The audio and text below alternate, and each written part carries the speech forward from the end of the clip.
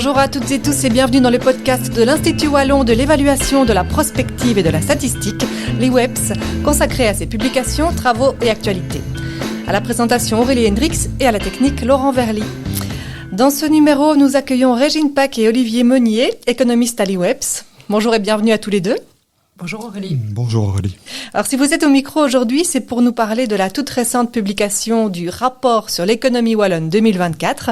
Vous faites partie de l'équipe qui a rédigé ce rapport et vous êtes là pour en être les porte-paroles. Citons peut-être pour être complet parmi vos co-auteurs et autrices Frédéric Caruso, Mathieu Delpierre, Virginie Louis, Vincent Scourneau, Valérie Van der Strict et Frédéric Worskeren. Alors c'est un travail de grande ampleur qui est réalisé à l'IWEPS depuis maintenant presque 10 ans. Dans cette édition 2024, vous retracez ainsi les évolutions macroéconomiques en Wallonie au cours des 10 dernières années. Alors à la lumière de votre analyse, que peut-on dire de cette évolution, que ce soit en termes de PIB ou d'emploi par exemple, Olivier ? Eh bien, au cours de la dernière décennie, donc entre 2014 et 2023, la Wallonie a enregistré une croissance économique, soit donc une hausse du PIB, de 1,2% par an en moyenne, soit un rythme identique à celui observé dans la zone euro, légèrement inférieur toutefois à la croissance moyenne en Belgique, qui a atteint 1,7% par an en moyenne, surtout soutenue par la croissance de la Flandre, bon élève de la classe européenne. Du côté du marché du travail, entre 2014 et 2023, le nombre de créations nettes d'emplois en Wallonie a atteint 15 000 personnes par an en moyenne, soit une hausse moyenne de 1,2% par an, en dépit des crises, la crise sanitaire en 2020, puis la crise inflationniste en 2022. On observe un renforcement au cours de la dernière décennie de l'intensité en emploi de la croissance économique en Wallonie, c'est-à-dire le nombre d'emplois créés par point de pourcentage du PIB. Lorsqu'on prend un peu de recul, lorsqu'on regarde l'évolution du PIB sur une longue période, on observe d'ailleurs en Wallonie, comme dans la plupart des économies occidentales, une tendance à un ralentissement, une modération de la croissance économique, alors que la croissance de l'emploi, elle, a davantage résisté au fil du temps. Cette situation s'explique en grande partie par la poursuite de ce que les économistes appellent le processus de tertiarisation de l'économie. En fait, pour dire les choses plus simplement, il s'agit de l'importance relative de plus en plus grande des secteurs des services dans la valeur ajoutée.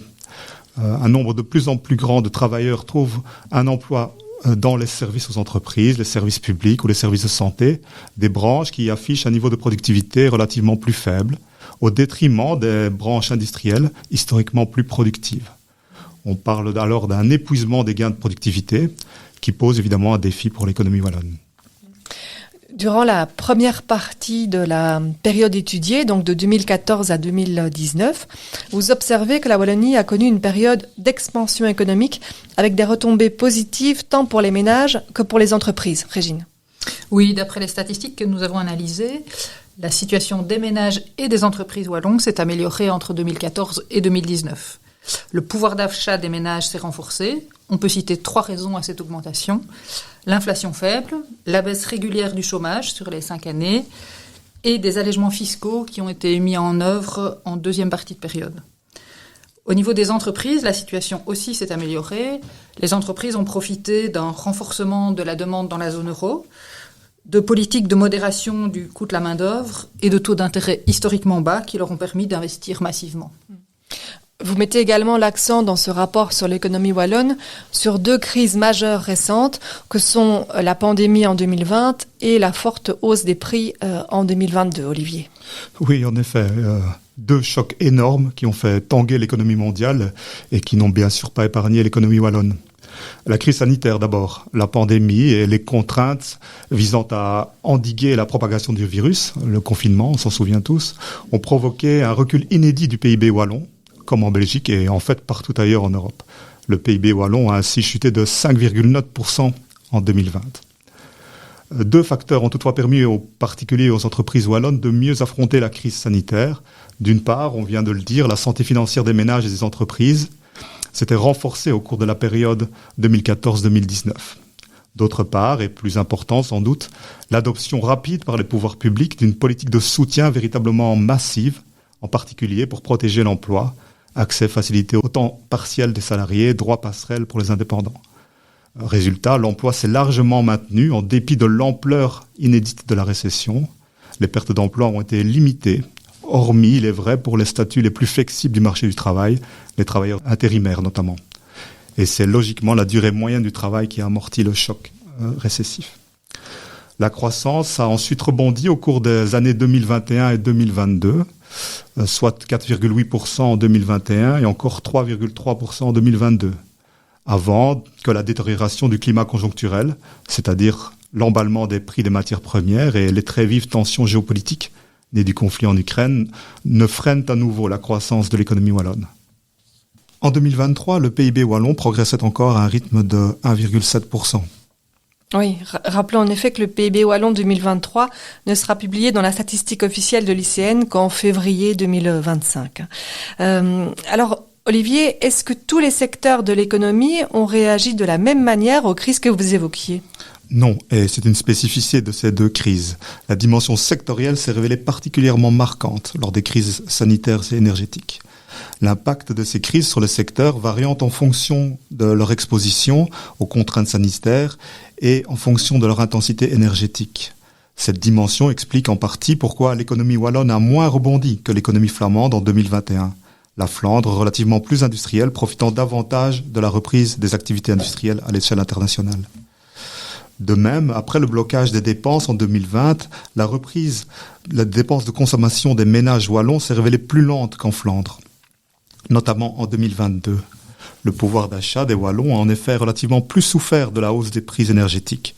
Le poids de ces dépenses pèse proportionnellement plus dans les dépenses des ménages wallons, en particulier les dépenses de transport. Et qu'en est-il des entreprises, Régine ? Reprenons également les choses de manière chronologique. Donc, pendant la crise sanitaire 2020-2021, les exportations wallonnes avaient bien résisté. Par contre, en 2022, l'invasion russe en Ukraine et la hausse des prix de l'énergie qui en découle ont eu un impact important sur l'activité industrielle au niveau international et donc aussi sur les exportations wallonnes. En 2023, les entreprises wallonnes souffrent de la mauvaise conjoncture en zone euro et les exportations wallonnes sont donc à nouveau impactées à la baisse. Malgré ces mauvaises nouvelles au niveau des exportations, les investissements des entreprises restent solides et soutiennent la croissance régionale en 2022 et en 2023. La crise énergétique a incité les entreprises à investir dans des processus de production plus efficients sur les plans énergétiques et environnementaux. Et n'oublions pas les plans de relance et de transition tant fédéral que wallon qui soutiennent et soutiendront encore les investissements privés et publics. Outre le défi de la productivité, déjà abordé en début de podcast, vous mettez en évidence dans vos analyses un certain nombre de défis à relever pour la Wallonie. Absolument. C'est bien sûr une préoccupation importante pour l'IWEPS, notamment, mais pas seulement, au travers le rapport sur l'économie wallonne. Avec l'espoir et je dirais même la conviction que cet ensemble d'analyses se révéleront utiles alors qu'une nouvelle législature s'annonce. En termes de défis, donc, d'abord, nous avons mis en évidence que l'ampleur des dépenses énergétiques en Wallonie, tant des entreprises que des ménages, est plus importante que la moyenne belge. Cela fragilise notre économie lorsqu'elle est confrontée à un choc énergétique. La transition des processus de production et de consommation vers plus de durabilité paraît alors constituer un défi plus fort et plus pressant encore pour la Wallonie. Régine ? Comme c'est prévu dans le plan de relance, nous sommes convaincus que les pouvoirs publics doivent relancer les investissements publics pour rattraper les sous-investissements passés, pour faire face aux défis de la transition écologique et pour que la productivité ne se dégrade pas par rapport aux pays qui nous entourent. Mais les finances publiques, et en particulier celles de la région wallonne, ont été mises à rude épreuve ces dernières années, avec la crise Covid, les inondations en 2021, l'augmentation des prix énergétiques. Comme tu l'as dit, Olivier, les pouvoirs publics ont bien soutenu les entreprises et les particuliers pendant ces crises, mais cela a augmenté de façon importante l'endettement de la région wallonne en particulier. À cela s'ajoute la hausse des taux d'intérêt, et donc les charges d'intérêt augmentent, et cela limite les marges de manœuvre de la région qui consacre une partie plus importante que par le passé de son budget au paiement des intérêts, et a donc moins de moyens pour mener à bien ses politiques dont les investissements publics font partie. Ce constat avait d'ailleurs déjà été fait dans le numéro de Dynamique régionale d'avril 2023 consacré aux finances publiques wallonnes. Oui, ce numéro qui est disponible également sur notre site internet dans la rubrique publication. Pour terminer, peut-être précisons que ce rapport fait partie intégrante du programme d'évaluation du plan de relance pour la Wallonie qui est réalisé à l'IWEPS, Régine. Oui, ce rapport sur l'économie wallonne fait partie du diagnostic de la situation sociale, économique et environnementale demandé par le gouvernement wallon dans le cadre de l'évaluation du plan de relance. Donc la situation sociale avait été couverte par l'indice de situation sociale. La situation environnementale a été, elle, analysée par le SPOE, ce n'est pas l'IWEPS qui s'en est chargé. Et la situation économique avait été analysée dans le rapport sur l'économie wallonne de 2022 et dans celui-ci. Merci Régine Pack et Olivier Meunier d'avoir parcouru avec nous ce rapport sur l'économie wallonne édition 2024. Il est téléchargeable sur le site de l'IWEPS dans la rubrique publication. Je vous invite à le lire pour approfondir le sujet et je vous dis à bientôt pour un nouveau numéro du podcast de l'IWEPS.